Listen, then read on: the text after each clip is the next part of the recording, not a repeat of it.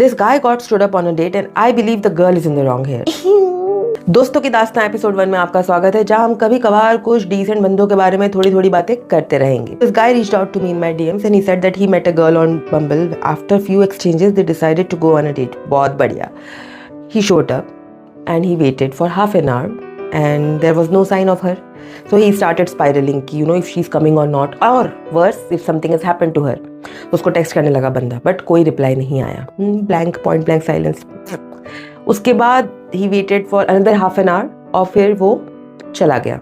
उसके कुछ दिनों बाद वो बंदी का मैसेज आता है कि oops, I forgot. And he's like, okay, is everything fine at your end? And she's like, yes. She's like, we can reschedule if you want to meet again.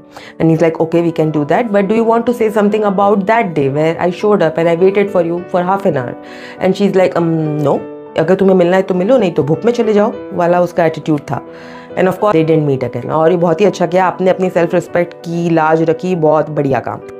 But यहाँ जो ये बंदी है, मैं इनको ये कहना चाहती हूँ कि पहले तो तुम डेट भूलते कैसे हो, आई डो नॉट नो. मतलब मैं अपने बैंक अपॉइंटमेंट्स भूल जाती हूँ, तो शायद तुम ऐसे ही डेट भूल गई, कोई बात नहीं.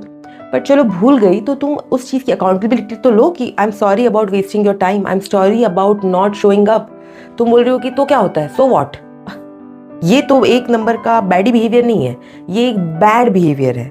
And I believe this is not just limited to a boy, even with your loved ones और your friends. If you behave like this, है ना, दिक्कत ये होती है कि इस तरह का जो बिहेवियर है ये एक एंटाइटल्ड बिहेवियर है कि I am what I am, which is not absolutely problematic. कि भाई ठीक है, जो इंसान जैसा है वैसा है, बट ये बिहेवियर आपका ये दिखा रहा है कि आप सामने वाले की टाइम की कोई वैल्यू नहीं है.